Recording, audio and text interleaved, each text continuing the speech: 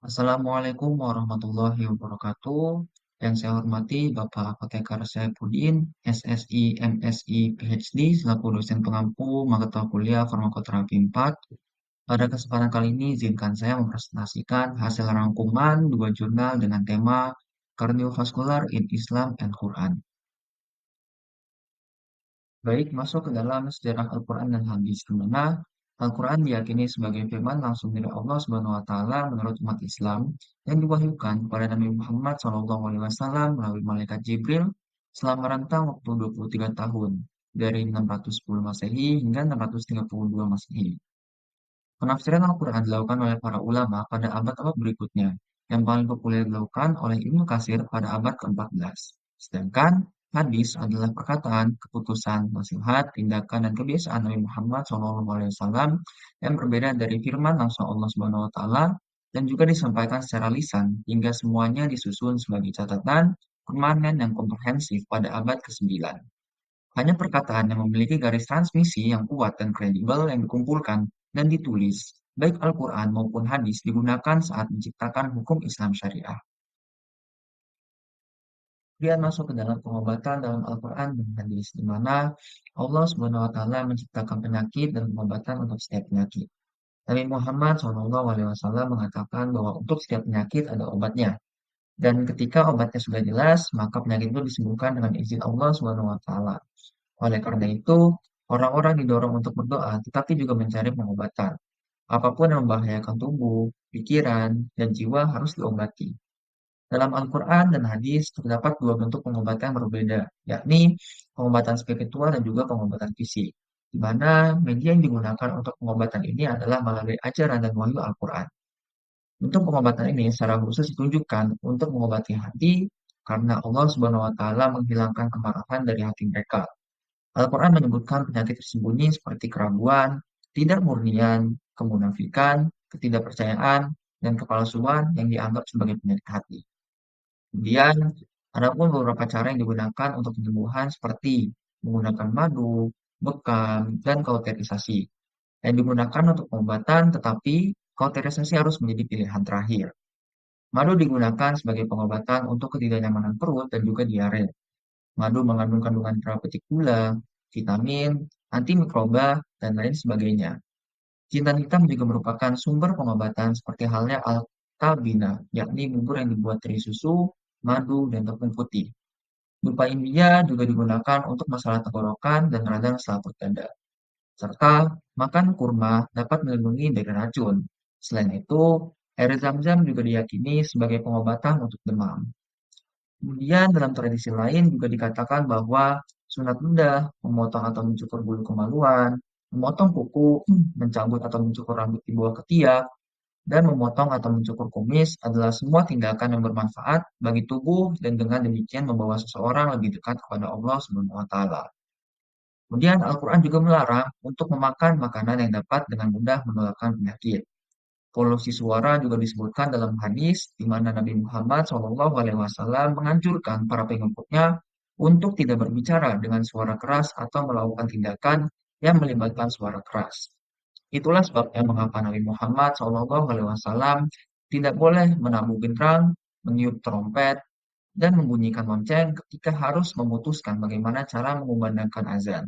Alkohol juga dilarang dalam Islam, sebagaimana dijelaskan dengan jelas dalam perintah Al-Quran. Oleh karena itu, jelas bahwa Al-Quran melarang tindakan yang dapat berdampak buruk bagi tubuh, seperti suara yang sangat keras dan makanan yang tidak sehat.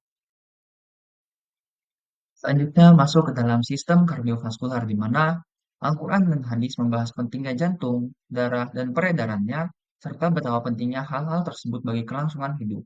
Secara umum, darah disebutkan dalam kaitannya dengan garis keturunan dan identitas, menstruasi, penyembelihan hewan untuk dikonsumsi, dan embriologi. Dalam Al-Quran, bahwa beberapa darah tidak murni dan dapat mengandung serta menularkan patogen yang menyebabkan penyakit. Kajian Al-Quran menunjukkan bahwa ada 20 anggota tubuh manusia yang disebutkan. Dengan hati disebutkan terbanyak 17 ayat, diikuti telinga 11 ayat, dan mata 8 ayat. Dalam bahasa Arab, hati melambangkan pusat akal budi, pemahaman, kasih sayang, dan emosi. Meskipun memiliki mata dan telinga fisik, mereka yang menolak pesan Tuhan dianggap buta dan tuli secara spiritual. karena hati mereka tidak merenungkan tanda-tanda kebesaran dan peringatan Tuhan. Kemudian sistem peredaran darah mulai berkembang pada minggu ketiga kehamilan dan mulai berfungsi di akhir minggu tersebut untuk mendukung keutuhan embrio. Jantung berkembang menjadi 4 bilik antara minggu keempat hingga ketujuh. Selama kehidupan prenatal, darah melewati paru-paru karena organ tersebut belum berfungsi. Setelah lahir, sirkulasi darah berubah. Foramen besar tertutup dan darah mulai mengalir melalui paru-paru yang mengembang saat bayi mengambil nafas pertama. Kemudian jantung disebutkan berkali-kali baik dalam Al-Quran maupun hadis. Pentingnya jantung ditunjukkan dalam fakta bahwa kita menemukan berbagai keadaan jantung dalam tiga kelompok orang yang dijelaskan dalam Al-Quran.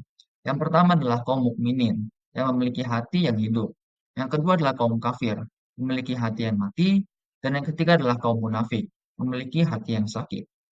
Kemudian dua jenis jantung umum yang dijelaskan adalah jantung spiritual yang dijelaskan secara luas dan jantung fisik. Secara umum, para ulama membahas bahwa dua jenis penyakit hati, yakni syubhat yang berhubungan dengan tingkat pemahaman dan kepercayaan seseorang, dan syahwat yang merupakan keinginan diri sendiri dan menjadi penyakit ketika tumbuh tidak seimbang. Kemudian jantung berfungsi penuh setelah lahir pada usia kehamilan 38 hingga 40 minggu.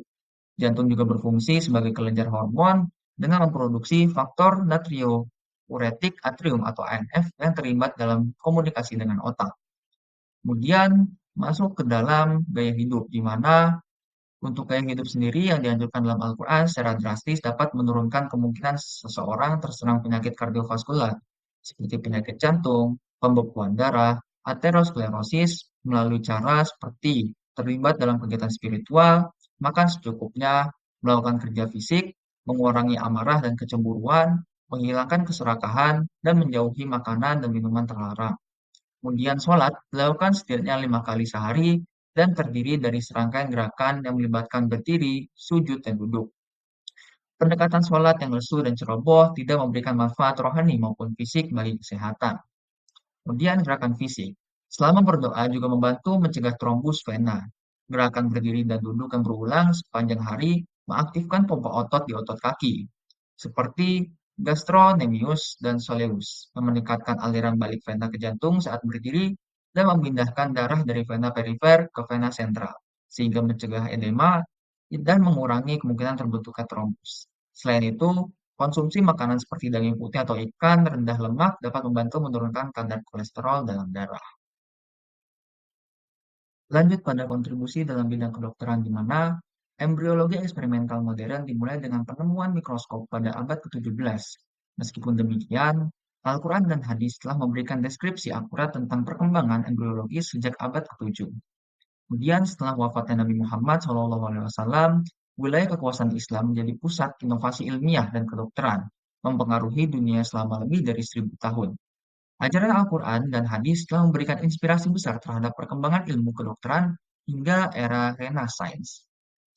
Baik, terakhir masuk ke dalam kesimpulan di mana Al-Quran dan hadis memiliki dimensi religius, spiritual, dan ilmiah, memberikan pengaruh pada teks medis, terutama terkait sistem kardiovaskular.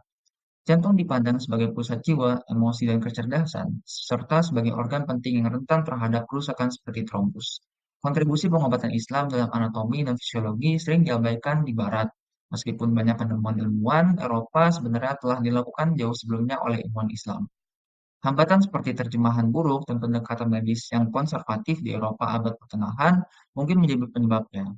Dengan pertemuan pusat teknologi medis modern, penting untuk mengenang dan menghargai kontribusi Islam terhadap pengobatan, termasuk wahyu medis dalam Al-Quran.